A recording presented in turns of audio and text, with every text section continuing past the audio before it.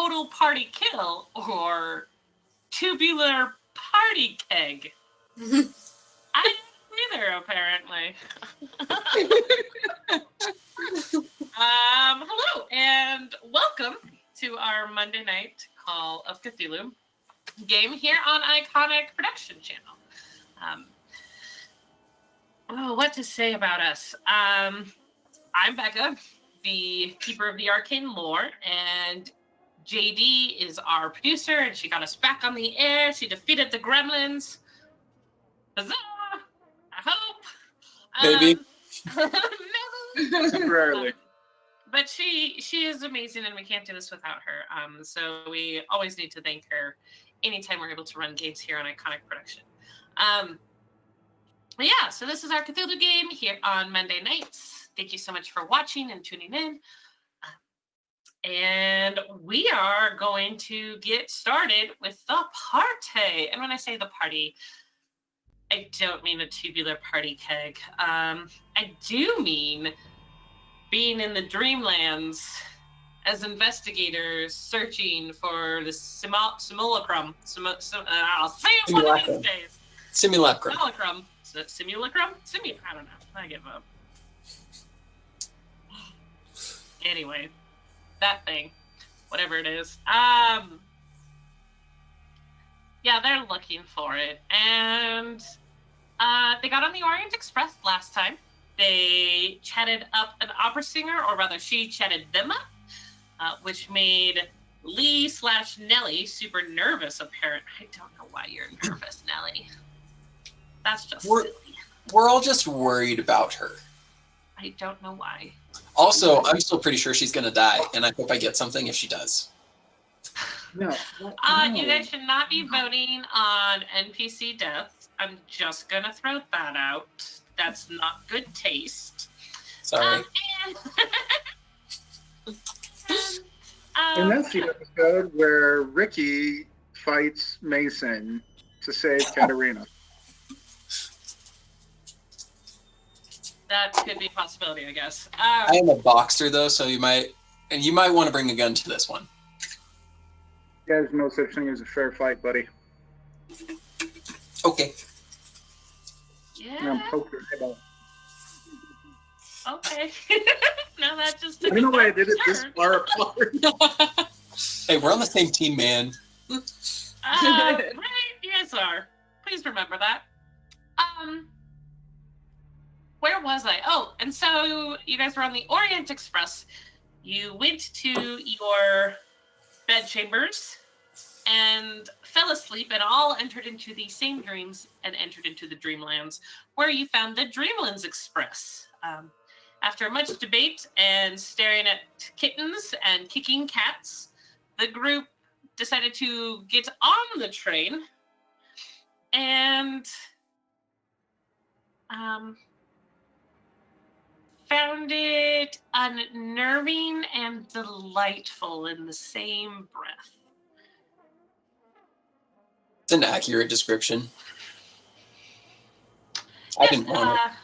You guys have met the cats. You have met, or at least seen, three fellow passengers. And you were told that One of our follies with the cats, we did make amends for. Because a few of cats and kicked cats accidentally. Nellie made amends.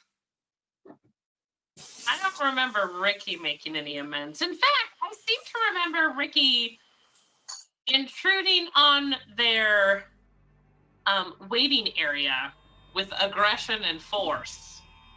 Well, I would refer you back to the video to where Ricky approached them and crouched down and put a hand out to have them sniff, and then the indications was that they were fine and went for pets. Oh, yeah, I remember this. Oh, you do remember that? Okay. Well, I was going to leave that empty and not a part of my brain anymore, but it actually happened fine.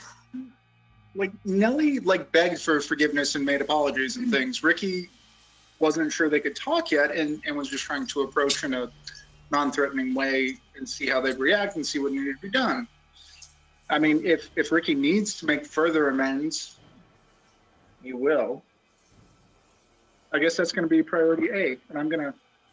That's fair. If they came and you were able to give them scratches, I guess they forgave you. Well, also, you can't go to the cats right now because the banquet's about to start, and we got to get going to that. Yes, the banquet.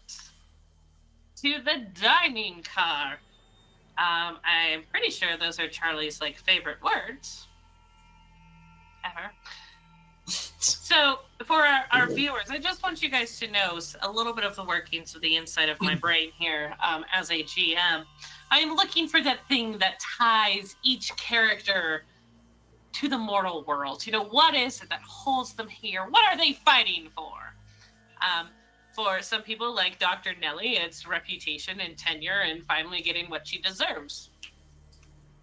For Ricky, it's probably more of that shiny gold stuff and maybe respect within his own organization and really destroying Larry wherever he is.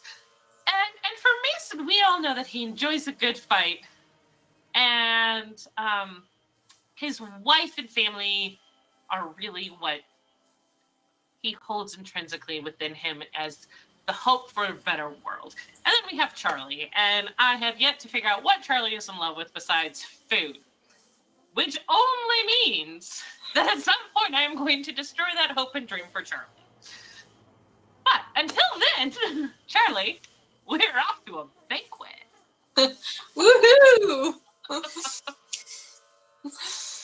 Oh, dear. All right. There is a list. The welcoming banquet menu. This is what I was looking for. So you guys have dressed up a little, spiffed up.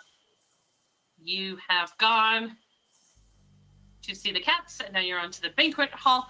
And at the dining table, it is you four entering, and the three humans that you saw on the platform have already taken their seats.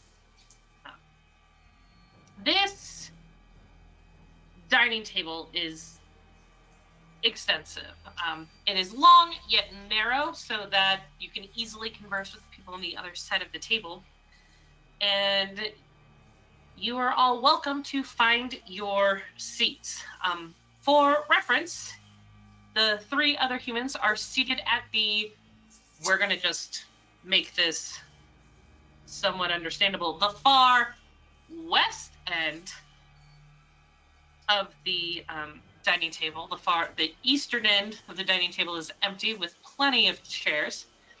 On the western end, there are 2 chairs on the northern side, and then the old woman. And on the southern side, there's the 2 gentlemen, and then empty chairs. So she's close to them, but she's not across from them, if that makes sense. Yes, Ricky. Katarina's not here, correct? No, she is not. You've not seen her. Wait, who's Unless you Katarina? dreamed she's someone else. Oh, Chris Singer. Singer. Right. Okay.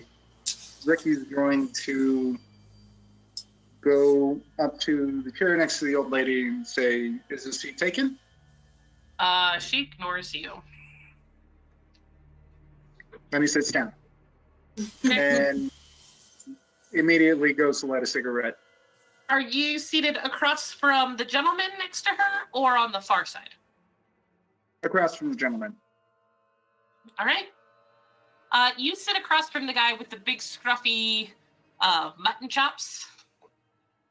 He goes, yes, it's good to meet you again. I am Mackenzie. Mackenzie? Holds out a hand for you to shake. Shake, shake, shake. All right. Yes. Where are there? Shake, shake, shake. Shake, shake, shake. All right. Where are the rest of you guys sitting? I'll sit across from the woman. Awesome. She clearly disdains the presence of men, and you surround her. Nellie, no, can Nellie go to that table too and Yes. sit with her? Where are you sitting? On the opposite side of the woman? Yeah. That would make sense. Okay. So, So I think Mason, you are... Nellie picked up Oh, on her. Oh, sorry. No, go ahead. Sorry. My bad. I just said Nellie picked up on her disdain, which is why she spoke to her. This might be... Oh, wait, no. Nellie is in men's clothing, but she's still not, like, menified. She's just wearing dude's clothing. But she's not, like, hiding that she's a lady in this. There's a difference. Right. But she's definitely in trousers, because she does prefer them. And Charlie, there's an open chair next to Ricky across from a Turkish-looking gentleman, or there's a seat next to Mason across from Nellie, or any of the other open ones away from everybody. You can sit all the way on the other side of the table. I feel like that's stupid. Okay, I'm gonna sit next to Ricky. All right. As you go to sit down, Charlie, the gentleman across from you kind of does the half like stand and bows and sits down as you sit down. He has his manners. So you all have a seat. Oh. And you hear a Thank you. strange noise coming Coming the from other the- room. I was going to say, coming from the cat room, there was a disturbance. Well, after you guys sit down, cats come flooding into the dining car and take all the other empty seats. And as you seat Henry with his bird beak plague mask on, his fine gloves, and his dashing and I can think of the word, spotless uniform, hands you all a menu to read from. And as he does, he goes, there's no need for you to pick and choose. All shall be served. Enjoy what you will. And you have a variety of courses. However, before they bring them out, your drinks menu is also brought to you. You can have pearls from wave-washed metal dissolved in the vinegar of Thras, or the wines of Sarab, implant in the Carthian hills, and Mount Aran, Zug Moontrin wine. It's up to you. I'll let others go first. I'll take both. Wait, is both an course. option? Is there a what option? Is both an option? Sure. Both are an option. Yes, please. Okay. Both Mason? sound very interesting. I want to go last. Nelly, what would you like to drink? Ooh. She will have a seltzer water. Excellent. The pearls it is. Okay, now that they've all ordered something, do I feel any sort of hunger or thirst here? I want you to make a survival check.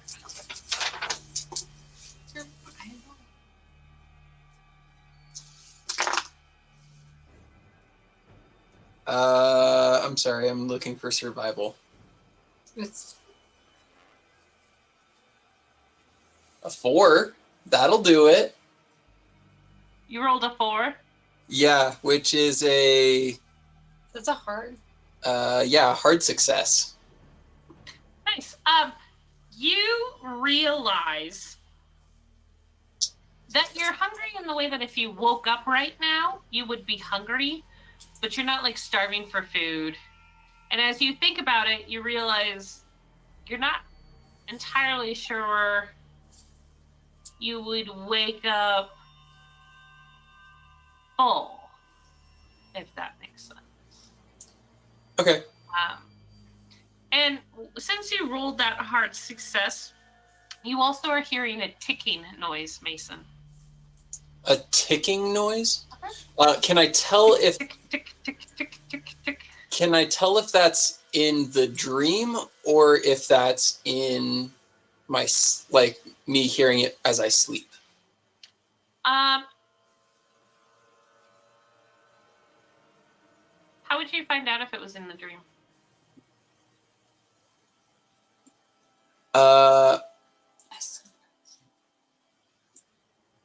Yeah, I guess I would ask someone who I knew was not in the room with me. So I would ask, man, no one's sitting next to me. What the heck, guys?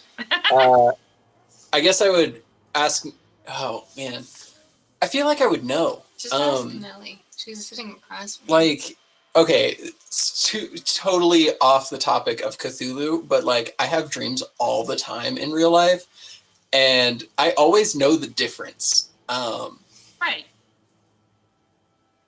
Even when I'm in a dream, if that makes any sense. Okay, so you are just going to try to sense what it Yeah, is. I'll definitely ask Nelly about it, but I feel like I would just know. Okay, I'm going to come right back to you. Ricky. Out of character, super quick question. Please remind me, when it comes to successes, hard successes and such, a success is the main number. Is half hard success? Yes, Yeah. sir. And quarter is extreme? Fifth. 1/5 is extreme. Fifth. Okay. I was trying to remember, I was like, is hard the half or the smaller? Yeah. Okay. Thank you. I appreciate it. Yeah, of course.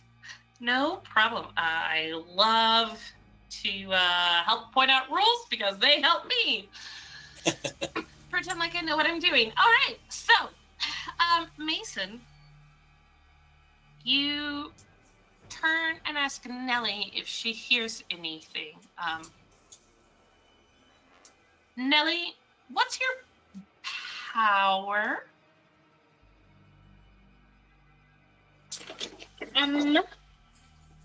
It's a whopping 50. Aw. Will you roll me a D10 or a D100 and tell me what you get? I could have asked Charlie. Charlie has a 75. You could have. Is it these two? Right. I'm also going to be asking Ricky as well, since he's in the same room as me. I rolled a 48. Okay. I actually. So should I roll for my power as well? You don't hear any ticking, Nelly. Okay. 48. So he's just asked, and I don't hear. I'll just kind of look at him and be like, no, just the sounds of the wind and drinks. And yeah, I would ask Ricky as well, since he's actually in the same room as me. I But just have unfortunately, I wouldn't ask Charlie because she's way too far away. Sorry. All right. Ricky, if you would roll me a D100. Tell me what you get. Me? Yes, Hang on. please. Sorry. You have been asked. I was trying to figure out where tentacles and mashed potatoes came together in the chat. I have no idea. Just I'm like with you on that confusion. Been looking at the chat. Okay. You also do not hear anything. So I guess based on that, do I know anything? Well, Like, does my intuition kind say? Put down like your clothes, and you feel something in your pocket. Oh, is it my pocket watch? You pull it out. It is a pocket watch. Mackenzie, the gentleman you are sitting next to with the big fluffy mutton chops, leans over and goes, dead watch. Sonny? It's bad luck. But I hear it ticking. You do? No. I'm not Posse? I'm not telling him that. I'm asking you. Do I hear it ticking? You hear ticking. But it's not from my watch. Yeah. It could be. So I pull it up to my ear. Yeah, it could be from this, but it's a lot faster than a second. Because a second is... So does that mean time is passing faster here? Can I... Oh, I want to stay here because I feel like these people are going to be here a while, but I kind of want to wake up. Can I wake myself up? And then you can go back to them. Allow me to go to how to wake up and then what you do there. All right.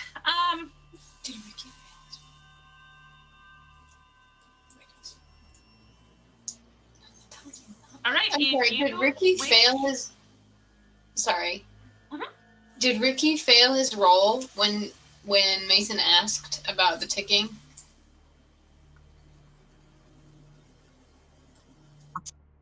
I don't know if you could consider it failing a roll, just more like, hear that ticking? What ticking? No? No. Okay. Skirted that one, Becca. I won't ask again. You want to tell me how to wake up? Because I would love to know. Do you want to wake up? I believe so. Okay, roll me an intelligence check, please. What is... Oh, that's just intelligence. Okay. I succeeded. Just a regular success. Okay. Not only do you awaken, but you also remember the Dreamlands. Okay. As you search around, do you have any other way of keeping time in the Orient Express? Would you go ask somebody? Yeah, normally I would just ask someone. Okay. You can leave your compartment and go find one of the night crew and ask them, and they will tell you. Essentially, it's been about 30 minutes since you went to your room. Really? So we've been in Dreamland for a very short amount of time, but it's felt like a longer amount of time? I suppose so. Interesting. And that ticking, did I ever figure that out? All right, you're awake now, right? Yeah. Where would you look to find ticking? I mean, I would look at the pocket watch that I snagged out of the catacomb thing. It was not ticking before now, and it is still not ticking. I'll just spend some time looking around for anything that's ticking, and then I'll go back to sleep, and you can go to them. I feel like I've been talking a while. All right. So sadly, Mason has left the Dreamlands Express and will not be returning tonight.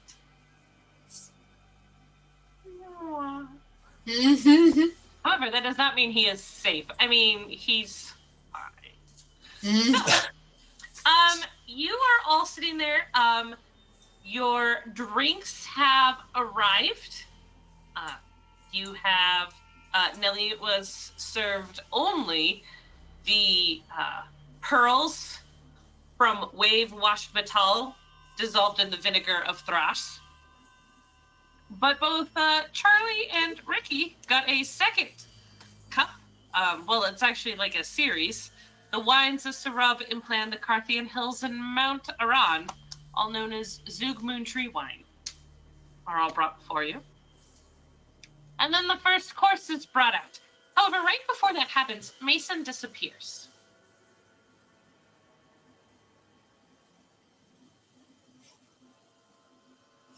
And nobody cares. Okay. Well, there was a slight pause to see if there were comments, and of course that's Can I ask the waiter where he went? Or whoever is here that works on the train or whatever. you'll be able to ask Henri. You can ask Henri. Ricky, what are you going to do?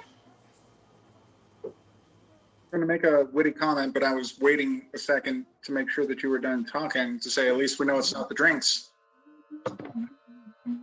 That's fair. Henri brings out some delicate ivory bowls and lays them in front of you. And he announces that this is the cream of turtle soup. And as you ask Charlie, he goes, no. Henri knows that Mason has gone back to the real world. He is now awake once again. The old woman scoffs, snorts, and makes some sort of disparaging comment about men and their short attention spans. Can I ask him if he's okay? I'm going to ask him if he's okay. He's back in the waking world. How he is how he was. So, okay, cool. Yes, Dr. Nelly, is there something I can help you with? Oh, no. She was just going to make an offhanded comment, too, about short attention spans. She was also going to make a comment also about short research and that, they just decide when they want they just fit the hype, they fit the product with the hypothesis and make it match instead of actually, engaging in scientific research.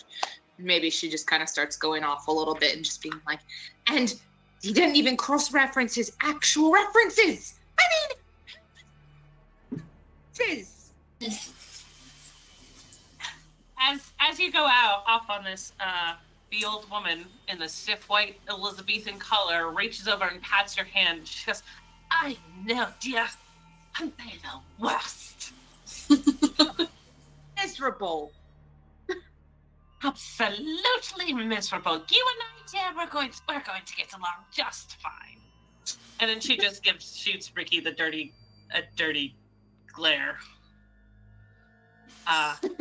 Mackenzie laughs at that response and holds up a goblet of one of the drinks and says, well, my good friends, to new friends and adventures on the Dreamlands Express, yeah? Wait. And Ricky says this, which drink is it? I got both of them. Feels like I double fist it. He goes, boom! Huzzah! Clink, clink, clink, clink, clink. And Okay. quaffs it. After your cream of turtle soup,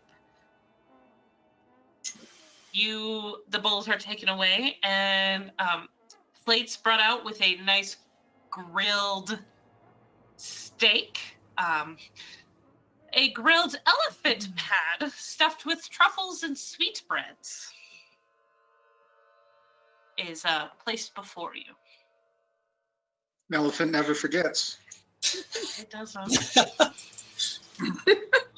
I mean, unless it's like that train car that just regenerates.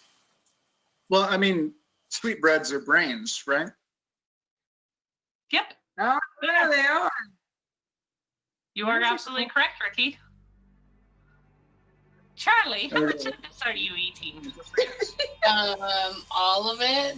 Excellent. Remember, viewers, one day I will turn Charlie's love of food against her. Feel free to interrupt at any time if you would like to talk to any of the other passengers or each other, because after the grilled elephant is a spit-roasted pheasant, quail, and partridge. And a pear tree, apparently. Yes. Wait, hold on. Time out. It was real grilled elephant? It was a grilled elephant pad stuffed with truffles and sweetbreads. Yeah. It's Nellie a dream. Nellie doesn't need it, though, because It's a dream.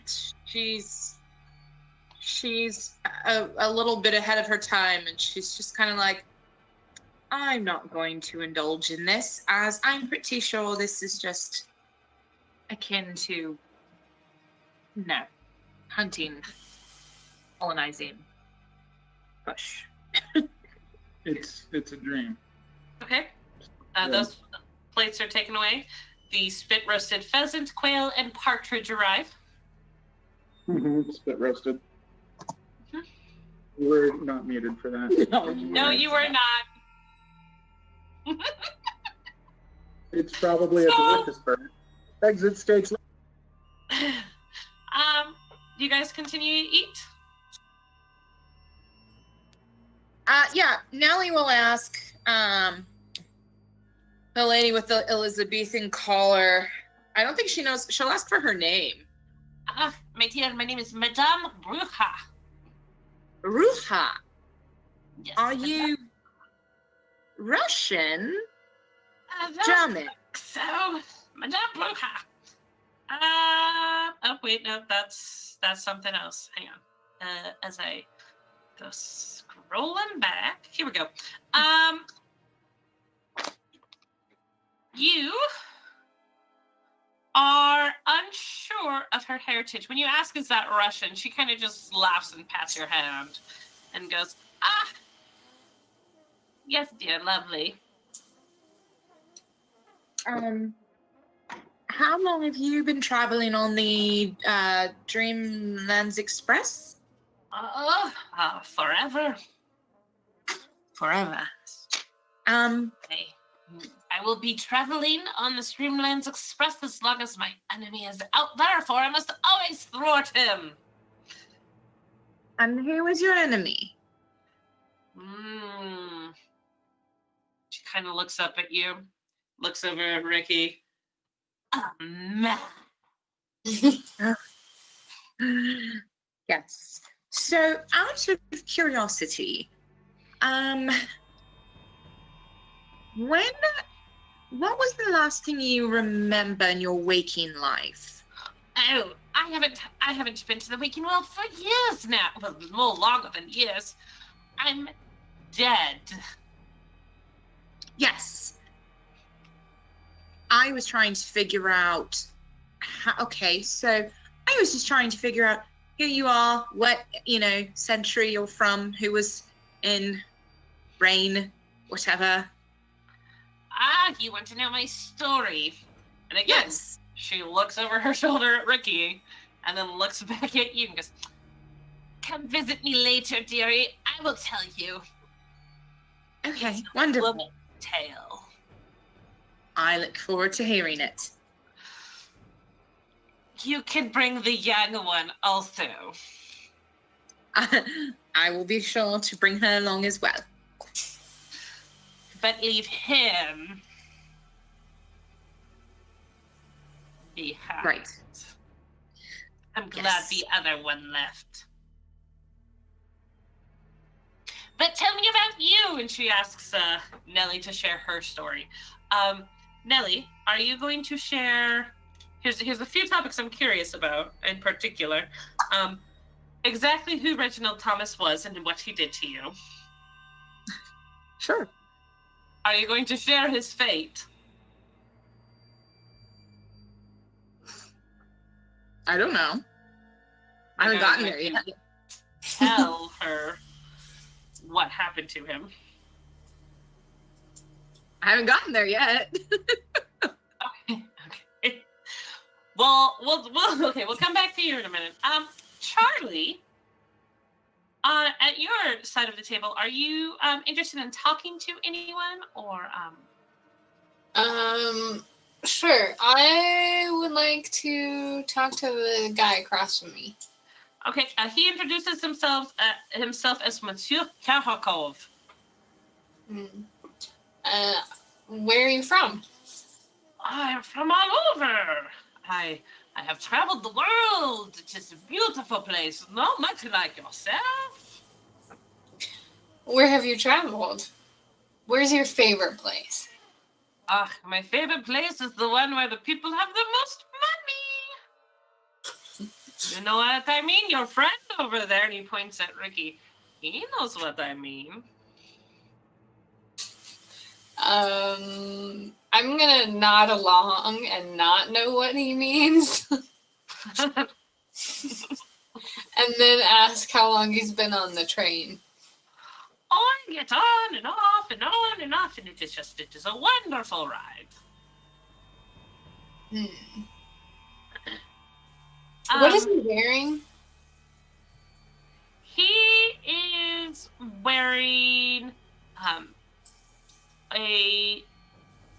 you would have mistaken it for a British uniform, like officer's uniform, except he also has a cape kind of draped over half of his arm, and that isn't, at least the style and the patterns on it.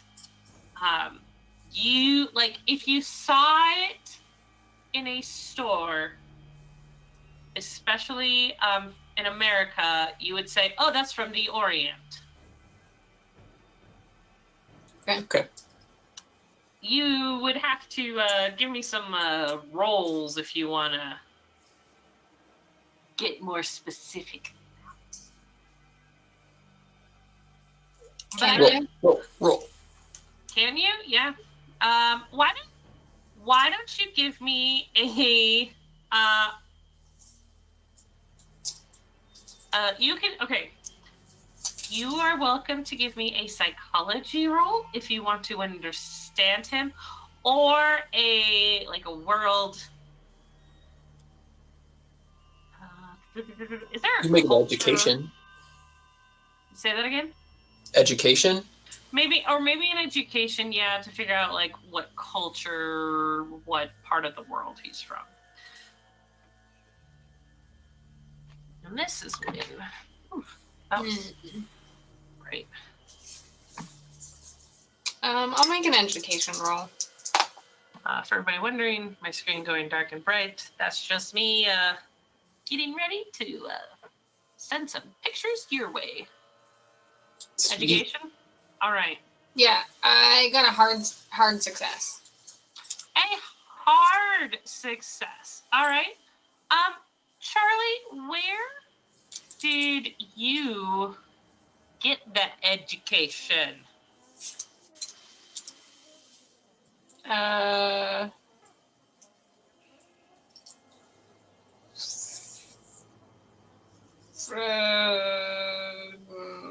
mean, is it just high school? Which is fine. Yeah, probably. Okay. What was your favorite subject in school?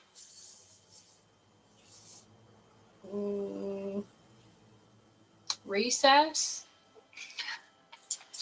I don't know. Fair. But what class?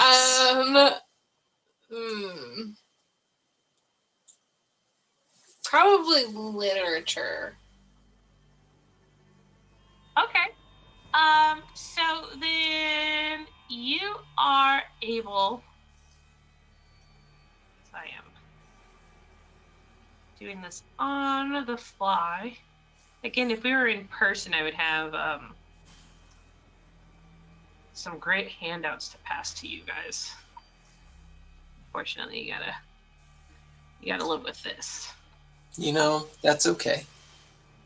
If you guys go to the document I have given you,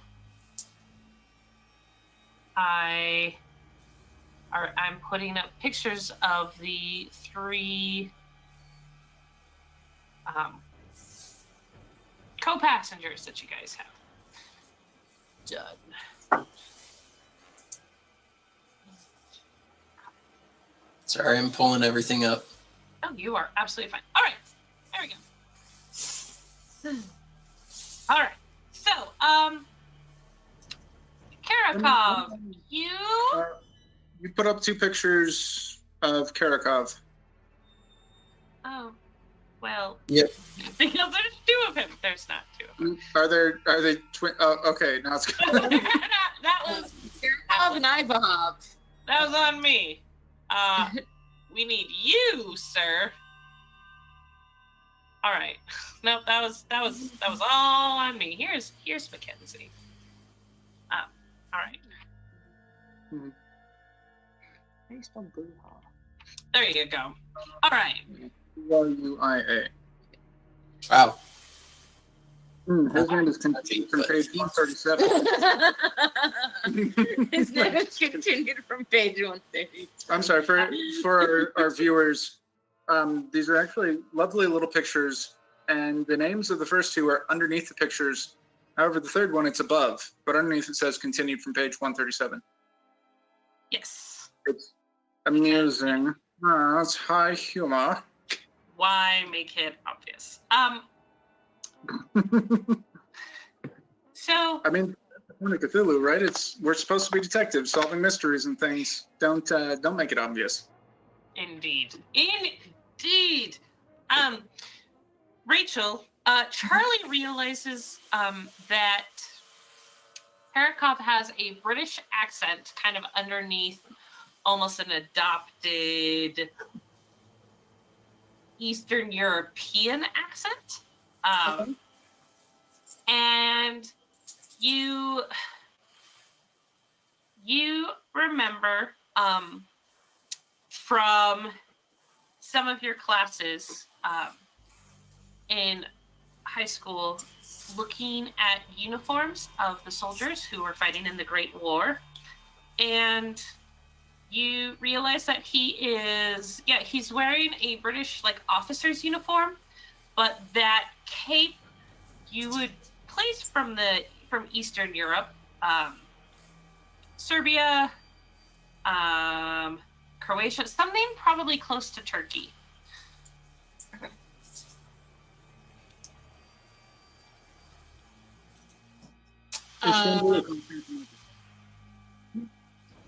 Say that again, Chris? Is it Istanbul or Constantinople at this time point? It is Constantinople. Thank you. Because that is where you are all heading. Constantinople.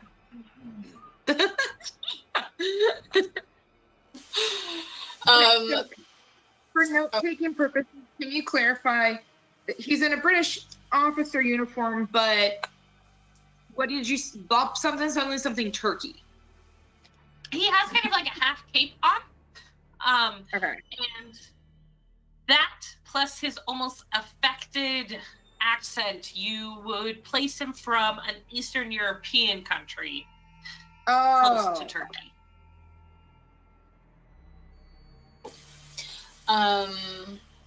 Mashed potatoes. I would like to ask him if he was in a war or something because of his uniform. And he goes, "Oh, we were all in the war. That's the only way that we could have survived the war. And some of us came out a little bit more wealthy after such a great war." Which Yes. war? The Great War. Oh, The only war that has affected so many countries at once. This is before World War II when the big Yeah. We haven't World War II yet, yeah. What do you mean there's a Second World War? We This- solved all of this our is problems a with this disperse. one. Oh my gosh, World War II hasn't happened. That just kind of freaked me out a little bit. So when did you embark on your journey on this train? Well, I got on Ulthar, just like you. So, when? Well, I get on and off and on and off and on and off. It's been a few years. Are you alive? Oh, sweetheart, yes. Although, if anybody would like to make a medicine roll, Yes, I'm very good at that. Is he like bleeding out? I'm gonna do it. There's a 0% chance that I'm gonna get it, but I'm gonna do it anyway. No, there's a 1% chance Rachel default is wrong. Guys, I would have been great on the medicine. Oh, just kidding. I'm not a medicine guy. Yeah, I thought I was great at it. Apparently, I'm not. I'm good at natural world though.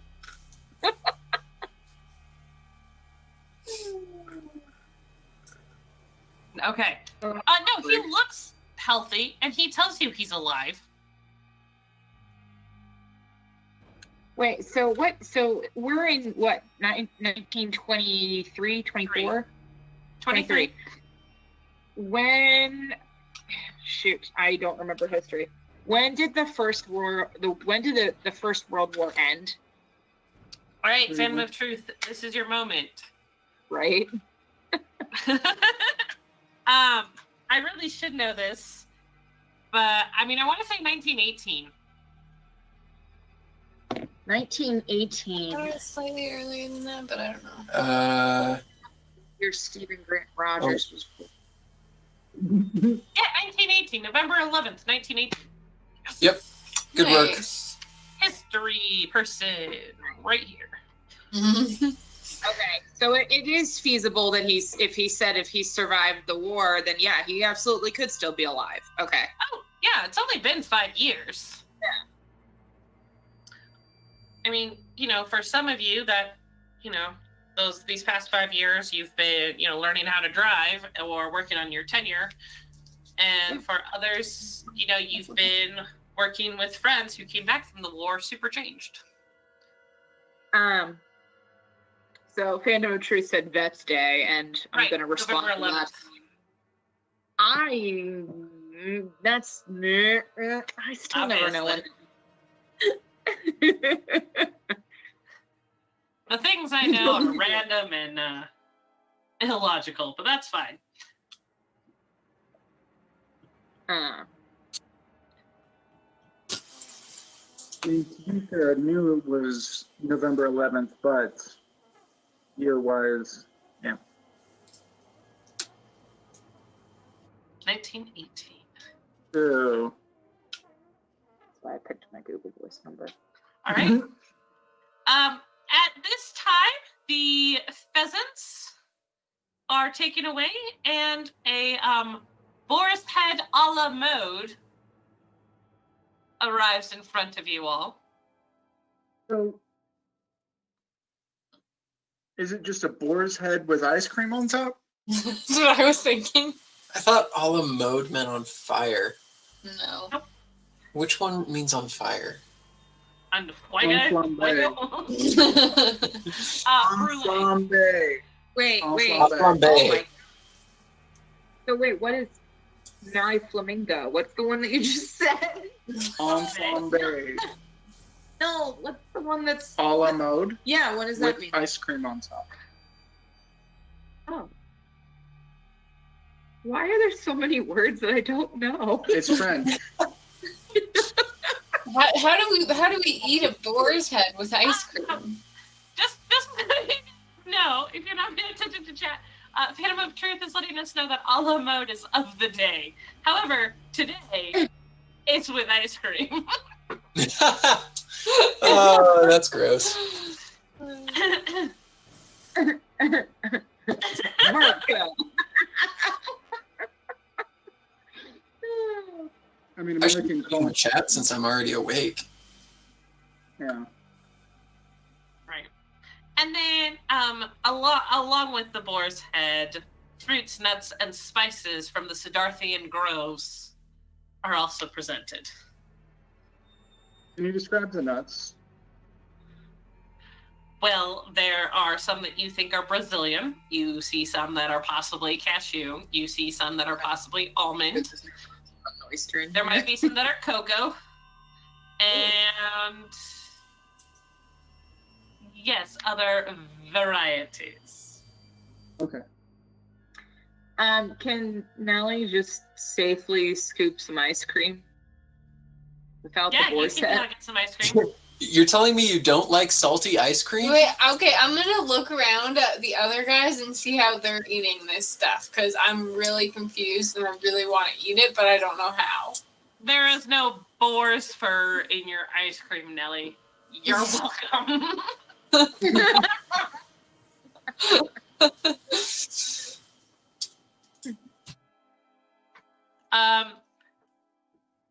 They, Charlie, you didn't see them serve themselves. You were a little fascinated by what was happening, but they are eating like slices of what looks like very thin ham, almost prosciutto, on top of some vanilla ice cream there.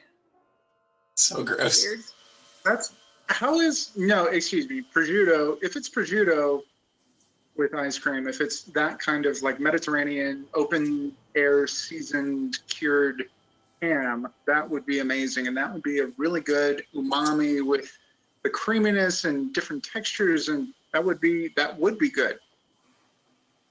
That's true. I agree with you. However, I was saying almost like a prosciutto in the thinness of the slicing. All right, I'm gonna try to just like attempt to do what they did, but like really botch it and like. Oh, okay. Just kinda rip the piece off. Okay, you botch it. There is a chunk of boar's head on your ice cream. Cool. I'm just give an eyeball with a fork.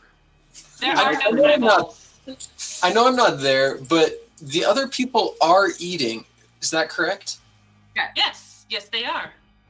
Are they like gorging themselves? No, they just seem to be enjoying themselves. Okay.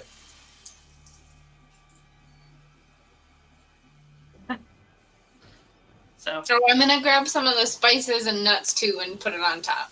okay. Sprinkles, really. Yeah. How many people are in the banquet car? Like, if Nellie just kind of like looks around. The only humans are you 6 and cats.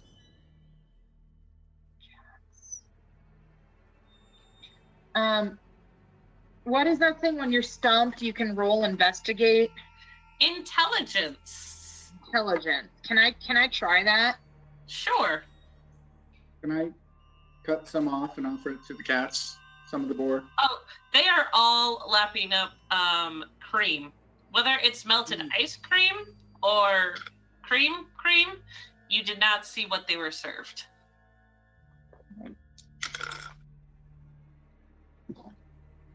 So if I hold a fork out with meat on it, what do they do? They ignore it. And you do realize that one of the little cats, the little black kitty, who's very friendly, is not there.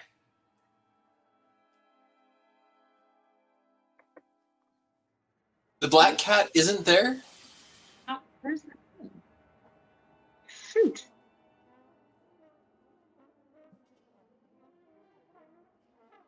What'd you roll, Nellie? A 76, and I have an intelligence of 85. So you were successful. See.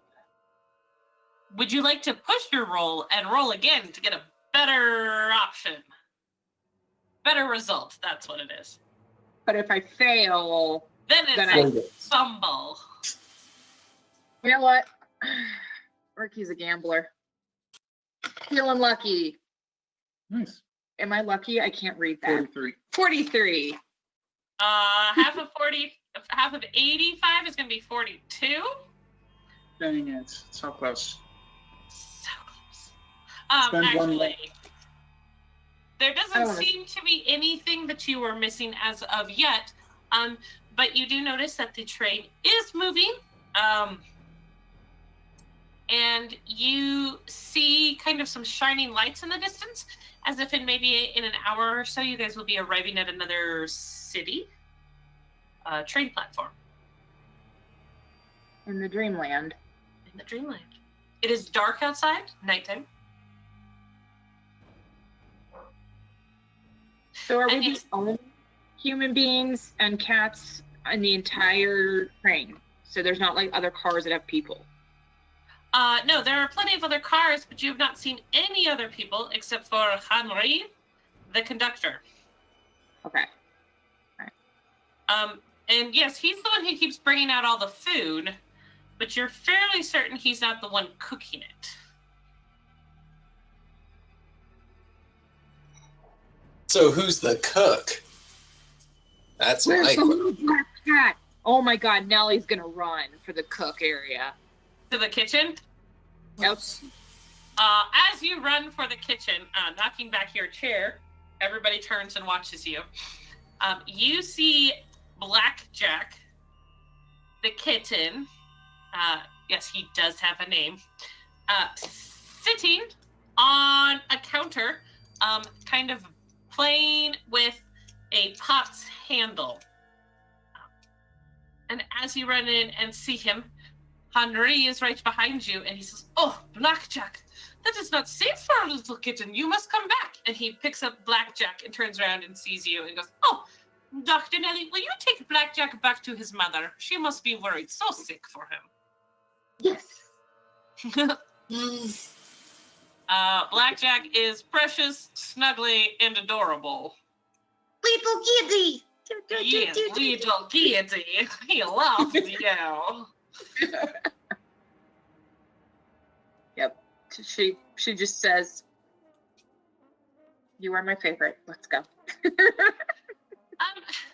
So can I have dear Charlie and dear Ricky make a Constitution saving roll for me?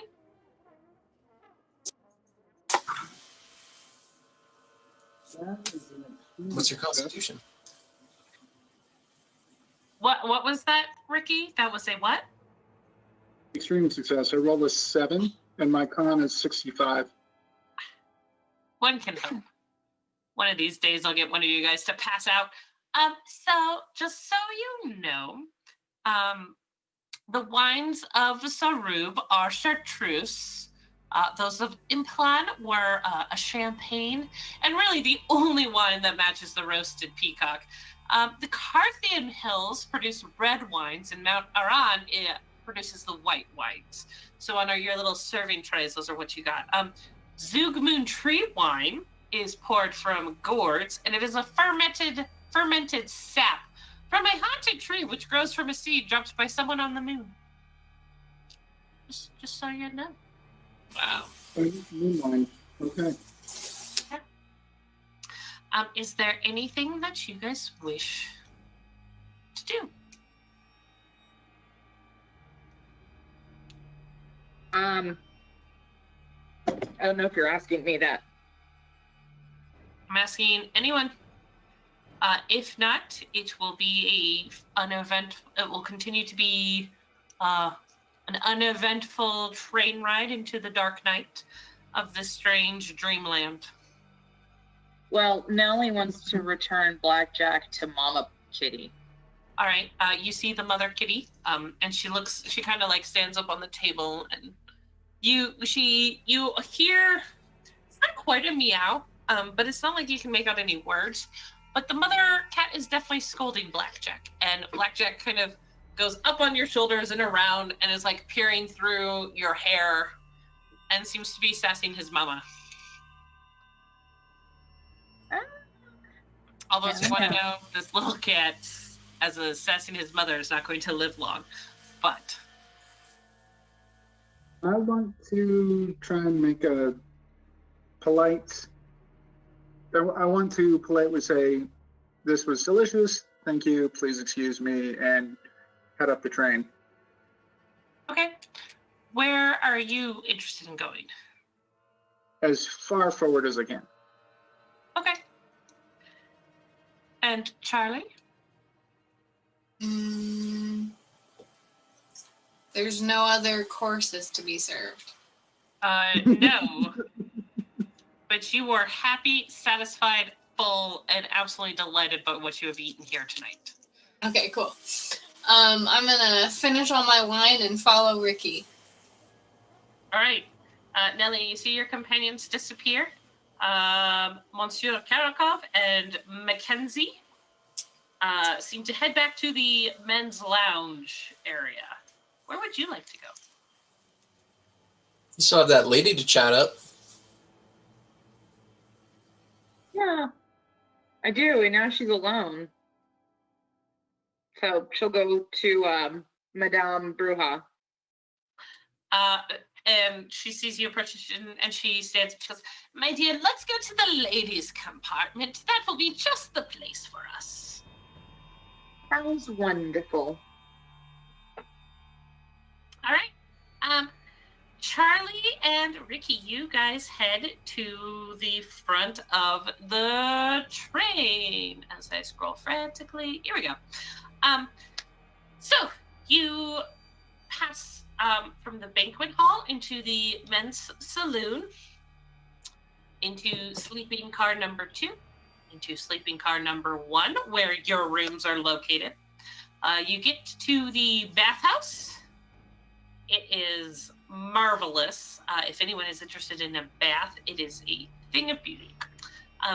Then you get to the baggage and padded compartment train, and beyond you see engine smoke roiling up. I want to keep going. Okay. Cool. I am down with that. So you guys get to the next train car, the tender, if you will. It is not as pleasant as the other cars have been. It is doesn't have its nice open air palanquin on top. It doesn't feel as nicely. And you see these things. They almost look like humans, but there must be too many joints in their arms or their legs to move correctly. The more you focus on them, the more they look human. And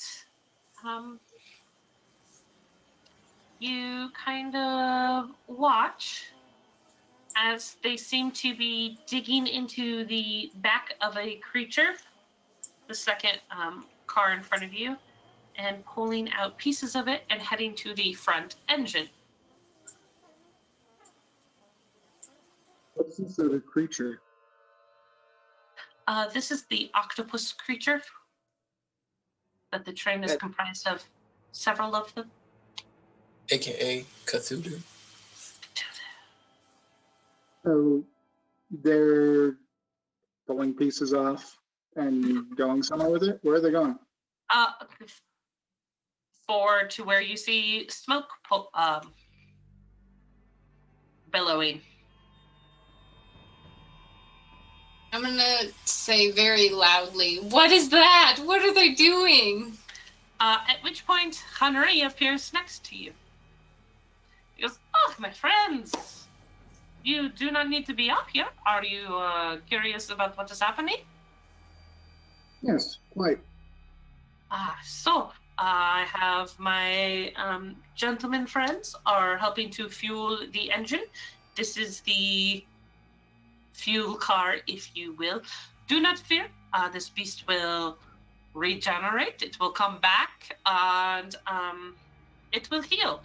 I only use them for one section of the railway. As we approach some of the other towns, I will be switching out to this beast for our new one. Do not fear. Like I said, it does not feel any harm. Would you like to see the engine?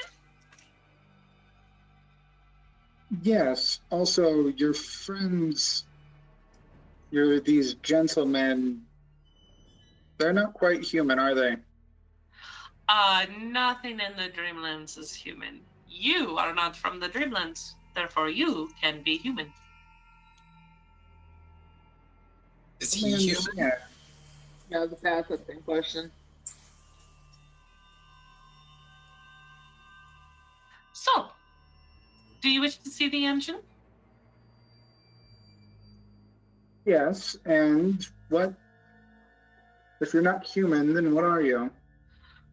As we go forward, please watch your step. You should know Henri is human. And he goes forward. What do He you guys says do? he's human? He says he's human. I don't buy that. He's wearing a mask and gloves. We can't even see his skin. You're awake. I don't care. I get some commentary in here. Whether you guys do what I say, it's up to you. We mute him. No, I'm just kidding. Yes, let's keep going forward. Okay. As you pass the stokers, the guys who are shoveling, You see they have the Dreamlands Express uniform. They have the tri-corner hat, and they have white ceramic masks. One ceramic mask is smiling. The other ceramic mask is frowning, and there are the two of them. It has corners. Corners has my hat. And you walk past them to the front engine. You see them they're throwing the flesh of the fuel car into the giant maw of the engine car. And they are shoveling and tossing, and you pass along. And Henry takes you to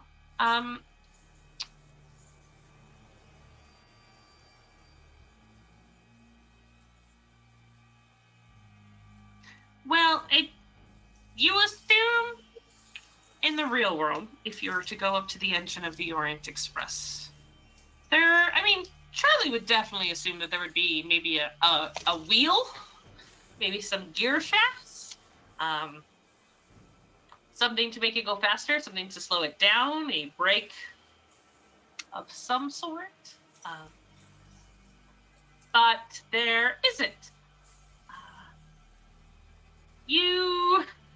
It feels a little gelatinous and clammy underneath your foot.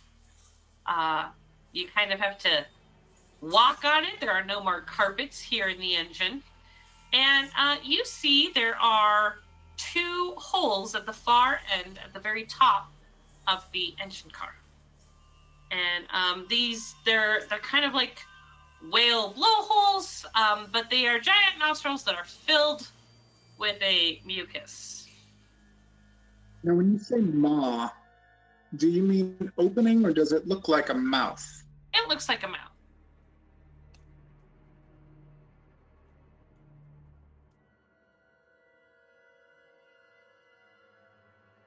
Interesting.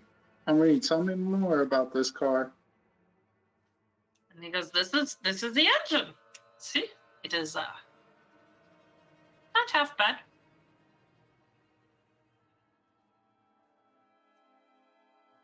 Henry, are we on rails? No, if you look over, you will see all the tentacles are running along the ground. There are no rails. Who's steering this thing? I am. How? The way I want to. I've spent many years, my dear man, working with these creatures and bending them to my will, if you will. So you just control them, tell them what to do? Yes. Would you like to steer the train? Sure, why not? It was just more of a question of better understanding the Dreamlands Express.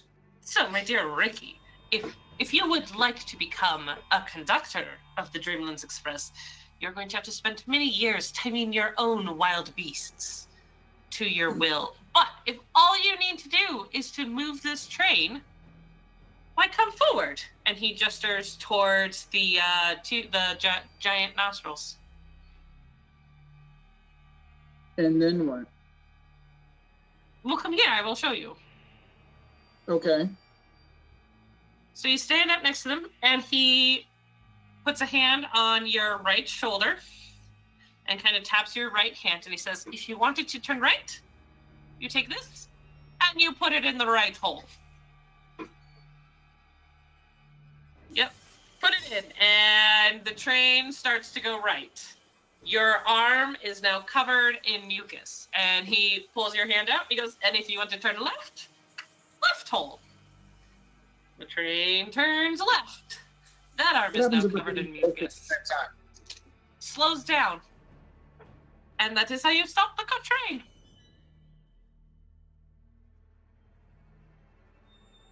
I want to push Ricky out of the way and say, I want to try, and shove my hands in the holes. The train slows down.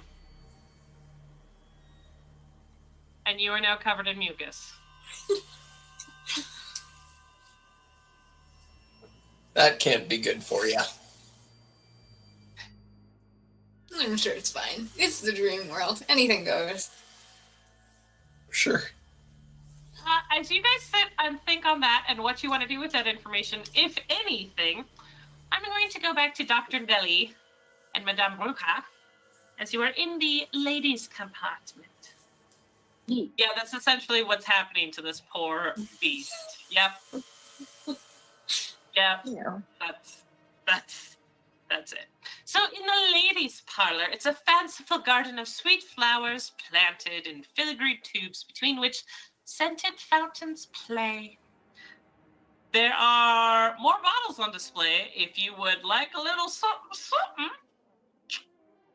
There are also cream and jam laced cakes, dainty 6 pointed sandwiches. So if you did not actually eat anything because that was a weird banquet, there is food here for you. She'll have a pastry. Okay. So Madame Bruja kind of settles into a very kind of comfy looking chair and gestures towards a settee across from her. She goes, well, go sit down. I shall tell you my story. Yes. My waking self really perished long ago. I am the last bastion for civilization, if you will. The last bastion? Bastion. Bastion. Okay.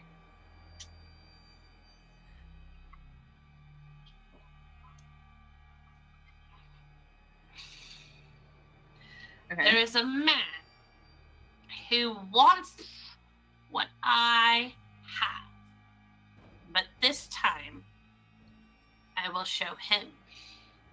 I'm going to throw it into the gulf. That will get rid of it forever, and he can never have it then. You mean the one that's at the end of the train ride? Exactly. But if you do that, you can't get back on the train, right? You are absolutely correct. You see, my dear, it has been long years of staying ahead of the sorcerer. And as much as I'm filled with hate for that man, I am also tired. And he is getting closer. I can tell he is getting closer. Hold on. He's a sorcerer. Oh, yes. Oh, yes. He murdered my daughter. How? Why? Oh my god. Ripped her heart out and burned her to ash. Why would he do such a thing? That's atrocious. Jealousy, possession, the only thing that men understand. My dear, women are the only true creatures of the world. Men are no decent creatures. Sorry. So he is a sorcerer that murdered your daughter horrifically. What is it that you have that you don't want him to have? Her heart. I got it from him. Stole it. It is the only thing that can ruin him.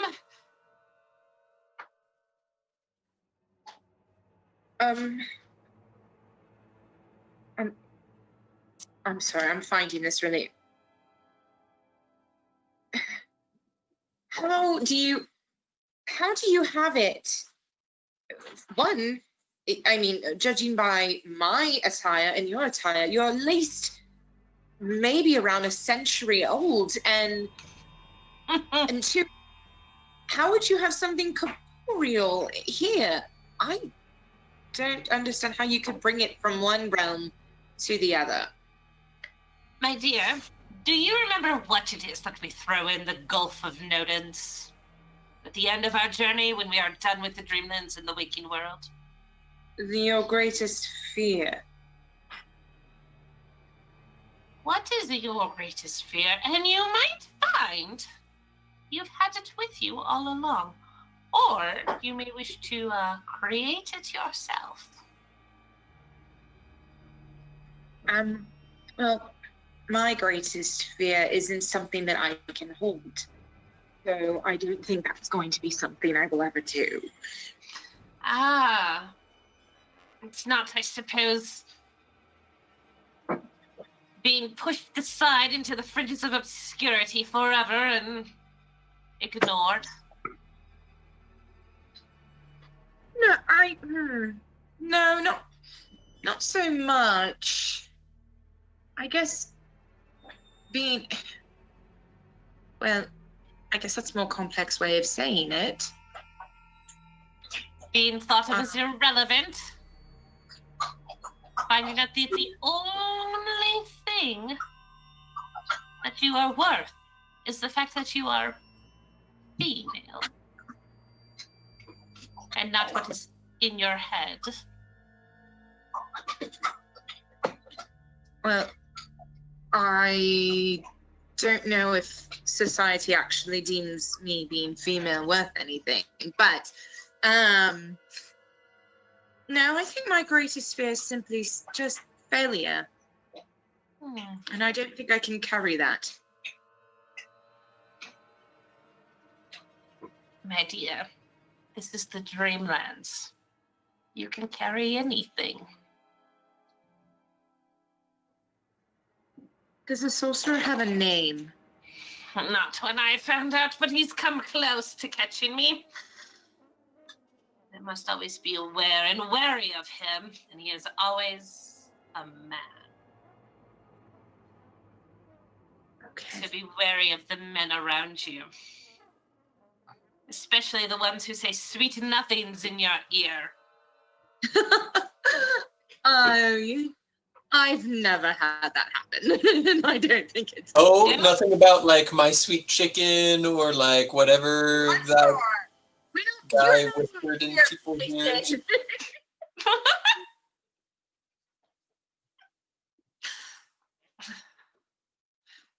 I see.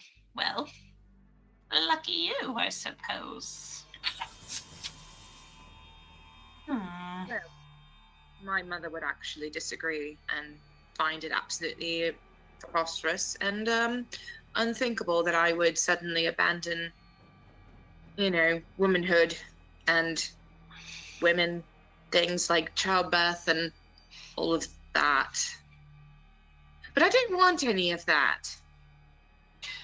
My dear Nellie, and she leans forward and pats your arm, and she goes, I need to remind you that all a mother truly wants is for her daughter to find happiness, especially if she did not find it. You might so maybe give your mother some grace.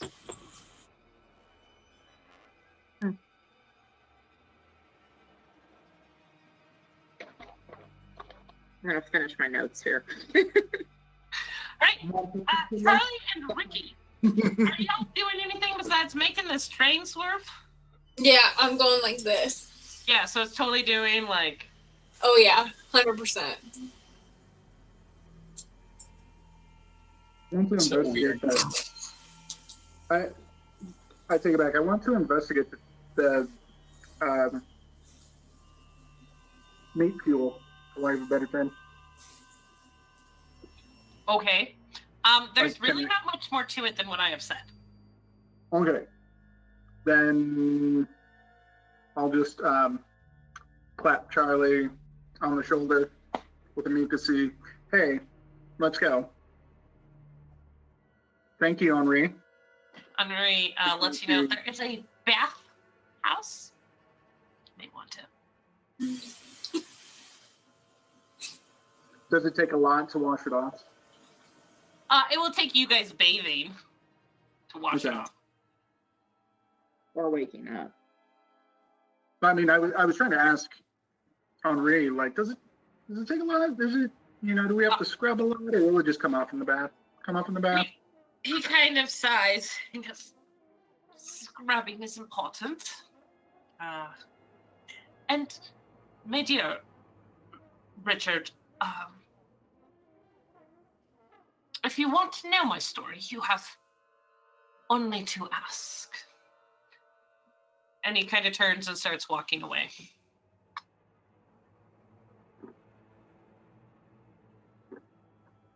So what's your story? I think it is time for you to go get cleaned up, my dear. You don't want that to harden. Okay. Oh, Ricky, do you have a Coke bottle? Oh, gross. No Coke bottle. Dang it. That is it's a little too new to be bringing into the this world. I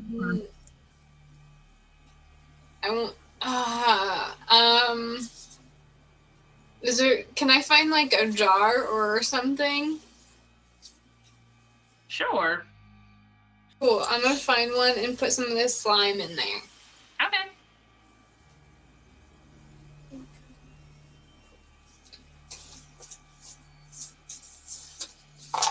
Oh, And then I'll go bathe. bath time. Bath time. Ricky and Charlie, you bathe. You guys all feel a little tired. And as you are sitting there, you hear the train whistle. And I would like you three to all make intelligence checks. I was afraid you were going to say sanity. Whew. Ugh. 3. I succeed. Okay. I did not. I didn't either. Did Charlie? Okay. Would you guys like to push your roll and roll again? I have not been rolling very good, but sure, I'll try. That was worse. All right. So That was worse. It was better, but not by much. It was better by like 2 points, and she rolled an 80. So did you still fail? Gotta roll these dice. You two come to a jarring wakefulness, as if something was chasing you. Something that has too many joints in its limbs, big giant wings, horns, tails. It seemed to be maybe having, it had claws that would scoop and pull out. But that is all that you remember of your dream. So, like, we woke up, or are we still on the train? You guys are on the Orient Express, Oh. passing into Switzerland. You will I be arriving succeeded. in Lausanne in about an hour. Nellie, you remember everything that happened on the Dreamlands Express. Oh wait, they don't Everything remember? Oh, sorry. Remember So, what? Do I have anything in my pockets? Oh, I'm mad. no, you're in your sleeping pajamas. Why would you have anything in your pockets? Okay, just curious. Nellie, as you question your companions on what they remember of the Dreamlands Express, both Charlie and Ricky look at you as if you might have been drinking a little too heavily with Katarina last night. Mason, though, I didn't drink. Mason remembers, and he tells you that he knows what you're talking about. Oh, I'll say oh, I'll tell her the experiment succeeded, and apparently we dreamt the same dream. However, it seems that these two have forgotten it for some reason. Yeah, I don't know what you're talking about. Hmm. I mean, I feel like taking a bath. You don't remember blackjack? Like poker? Like No, you keep hitting. hit on 15, stay on. Would I have remembered Blackjack? Because I wasn't there when she brought Blackjack back, and I don't think I went to the cat car with them. Uh,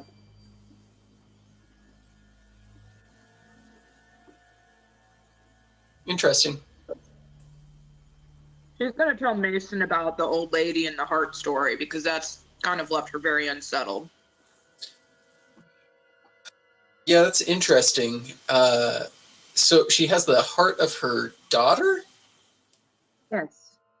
How And- I don't know, but And she wants to throw it into the whatever so that she can forget about it. So that's her fear? I see. I haven't quite wrapped my head around that one yet because she's throwing something that doesn't seem like she's afraid unless she's afraid of her daughter's broken heart.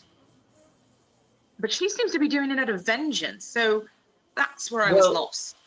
It does sound like she could be doing it out of fear of the man taking the heart, because it seems like the man took the heart away from her Mhm. to keep it for something. And if he's a sorcerer, I'm going way too deep into this because, I don't understand it, and that sorcery doesn't entirely make a lot of sense to me, but, maybe it was for some ritual and she's trying to keep it away from him.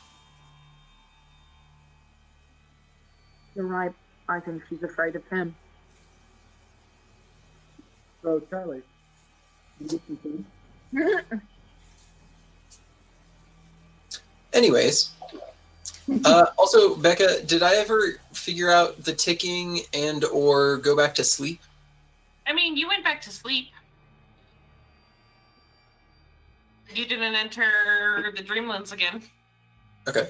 But did I find the ticking? No? Okay. What ticking? No, there was a ticking. I remember. Also, I'm gonna tell oh gosh, Nellie about that too, and ask her if she, even though I had already asked her about it, but ask her if we ever go back there, if she can try and listen for it. I suppose if that ever happens again, I'm somewhat remiss to say it might have been that we were all drugged and maybe Charlie and Ricky are less impacted. I don't know. I'm not entirely sure what I think yet. It's a fair analysis. But also, I woke up 30 minutes later.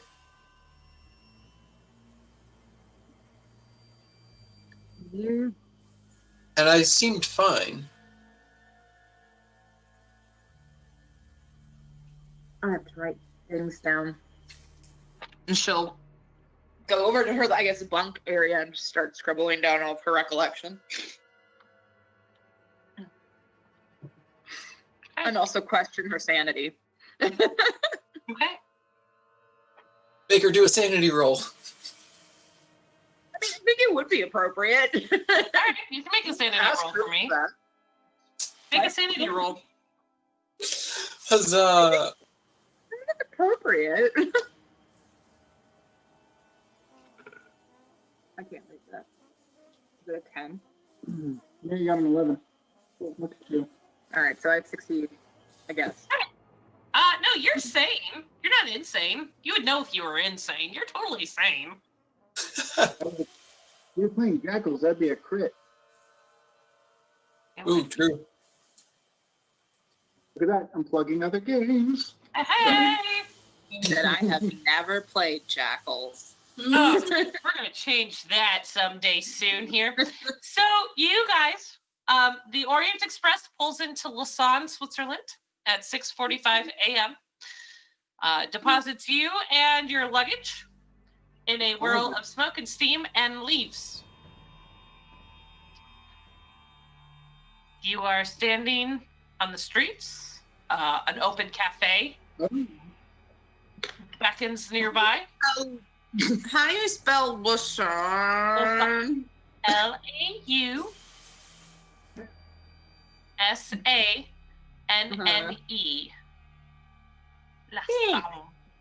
Lausanne. I don't know where I'm going with this.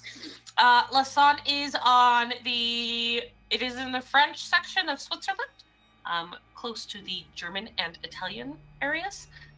And so they primarily speak French still here.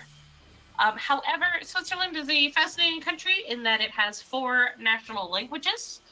Therefore, everyone speaks several languages, and English is catching on to be the kind of catch-all language. It isn't yet. However, you run into people fairly easily who do speak English, because they've kind of decided, well, if we make English kind of the official business language, then people don't have to learn all 4 of the languages. They just have to learn 1. So, but you're still in the area that speaks French, and the sun has yet to break through the dark clouds. Light snow is falling, and this is where we will end for tonight. Okay. Did you guys have fun? Yeah. I can't remember. I did. That's true. You can't remember. Sorry, buddy. I mean, who would want to forget? Hope you have a general sense of like 20 enjoyment. course meal. Brain octopus nostrils. Yep. Yeah, up to your elbows, man. It was. Ugh. Yeah. I'm curious to see if you guys remember when you go back there. But anyways. Go back where? This is going to be a running gag. Just everybody who's watching, you should know this. Yeah, I'm notorious for, Being a dad. Awesome. I mean, dad jokes, puns in general, things like that. Yeah. Great. Well, I'm glad you guys had fun. I enjoyed running the second part of the introduction to the Dreamlands. And then it is up to you guys if you wish to re-enter the Dreamlands anytime you guys go to sleep. You essentially get to decide when you re-enter the Dreamlands after tonight. Yes, sir?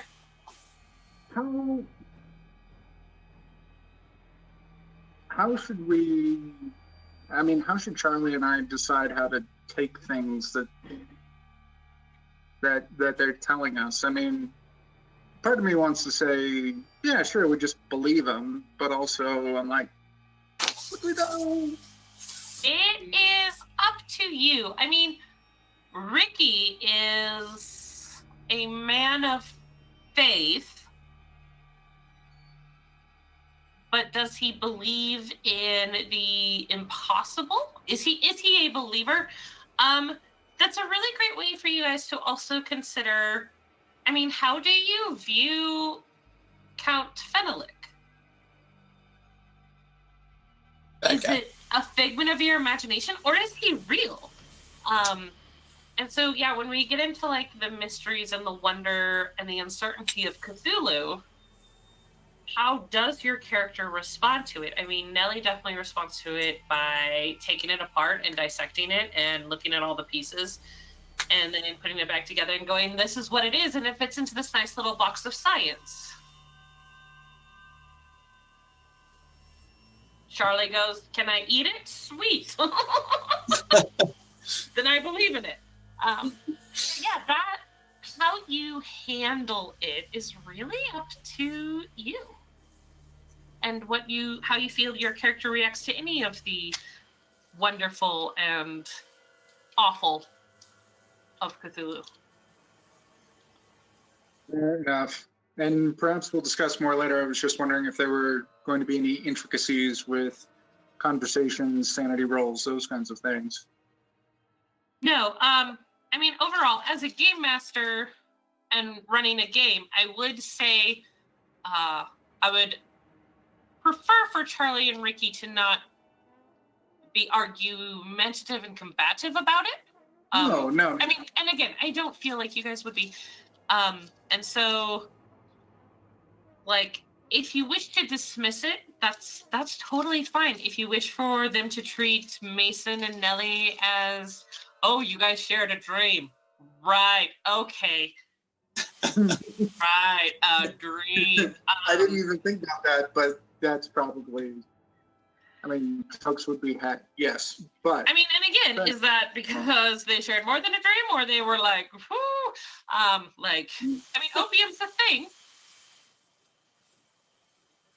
What That's did not they a direction miss? I went either, but you just open up more jokes and everything. But I understand what you're saying. Yeah.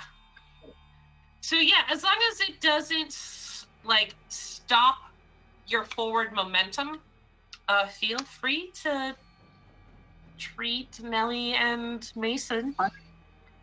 I don't want to do anything crazy. I just want to be like, cool, we believe him, let's move on.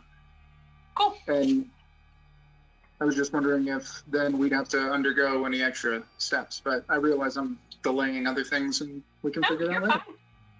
But, I mean, these are great questions to talk to any game master when you play with them, because it's always important to know where they stand and where all the other players stand if you want to have a nice, happy game with everyone. Yep. Good example there, Chris. But to all of our watchers, thank you so much for watching. We really appreciate that you guys tune in every Monday, chat along with us, and watch. And we really hope that you guys enjoy it. I want to thank JD for all of her technical mumbo jumbo voodoo that she was able to do to get us rolling again. All the goblins and gremlins that she has defeated in order to put us on air. And I want to thank Phantom of Truth for his 1920s cultural lore, including what a la mode actually means. Are you suggesting that he was alive during that time?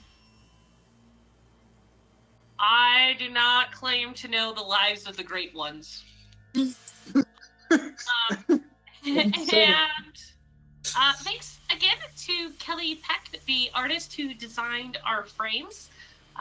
Again, she did our frame tonight. She does our Friday night It Gets Worse Adventures in Gubbercan, our 5th edition game, which if you're interested, you can check out here on Iconic Production on Friday nights. I want to say it starts at 5:30 instead of 6:30 like we do here on Mondays. And if you like the crew here, you can catch some of us on Thursday nights for Fading Suns over at the Ulysses International channel. And the rest of us would be super interested in continuing to branch out and try new games, including one known as Jackals, a game written by J.M. DeFogie, one of the lead GMs here at Iconic Production, kind of the brains of this whole thing. It is going to be coming to physical copy in February. I got to touch the book this weekend. It was amazing. I saw where you were going with that, and just back off, Chris, because the book is incredible. No, I get what you were saying. I just, it's funny because I would feel similarly. I'm going to advertise myself here. I wrote one of the adventures in Jekyll's core rulebook, so one of them is mine.